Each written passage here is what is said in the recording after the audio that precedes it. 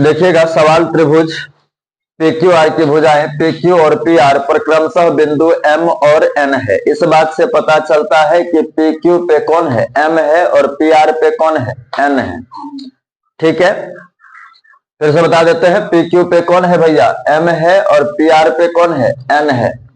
तो नीचे दी गई प्रत्येक स्थिति के लिए बताइए कि MN जो है वह समांतर है QR का कि नहीं। यही हमसे पूछा गया है, पहला कंडीशन दे दिया गया है। अब चूंकि त्रिभुज PQR कह रहा था तो हमने त्रिभुज बना लिया, PQR डलवा दिया, फिर जैसे जिसका जो मान था वैसे डाल दिया। PM का मान 4 था तो 4 डलवा दिया, QM का मान 4.5 था तो वो डलवा दिया, PN का मान दिया गया था डाल दिया, और PR का मान दे दिया था तो PR का मान डाल दिया। NR का मान नहीं था तो ध्यान दें, देखिए पूरा मान PQ दिया गया है और PN का मान दिया गया है, NR का मान नहीं दिया गया है। तो अब NR का मान कैसे निकालोगे? तो सिंपल सा तरीका है भैया कि देखिएगा पूरा PR का मान है, PN का मान है, इसका मान नहीं है, तो इसका मतलब है ना कि भैया इतना बराबर इतना माइनस इतना हो जाएगा। समझ में आया? अगर नहीं समझ में आया तो ऐसे समझो कि PR बराबर, PR तो तब बनेगा जब PN प्लस NR होगा। समझ आया? इसलिए हमने लिख भी दिया है कि PR बराबर PN प्लस NR है, लिख दिया है। अब ध्यान दें, चूंकि जिसका जो मान था वो हम डाल देते हैं। PR का मान कितना है, 8.5, PN के मान कहते हैं 4 तो 4, और NR का मान हमारे पास नहीं है तो नहीं डाला। ठीक है, अब देखिए इस 4 को तो इस तरफ ला ही सकते हैं, तो दिस इंप्लाइज 8.5 माइनस 4 होगा बराबर में NR होगा। भाई से पलट कर लिख दीजिए तो NR बराबर क्या हो जाएगा, 8.5 माइनस 4, तो NR बराबर क्या हो जाएगा बताइए, क्या हो जाएगा, 4 दशमलव कितना हो जाएगा, 4.5।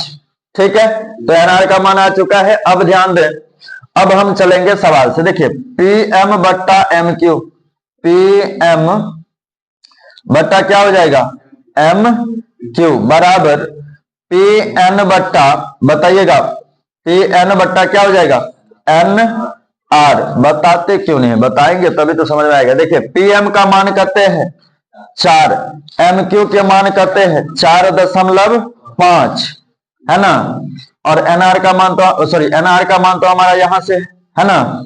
अब देखिए PN के मान कहते दिया गया है 4, और NR का मान आपने कितना निकाला है, 4.5, है ना। तो चूंकि यह दिख रही है कि दोनों एक दूसरे के बराबर है तो कह सकते हैं कि यह समांतर है, यह समांतर है।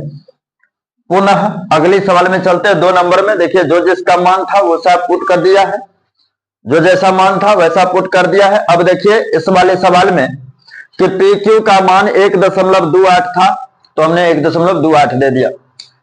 PM का मान कितना दिया गया है, PM का मान 0.16 तो डाल दिया है। अब अगला सवाल, PR का मान कितना दिया है, 2.56 तो 2.56 डाल दिया है यहां से, और PN का मान 0.32 तो 0.32 डाला है।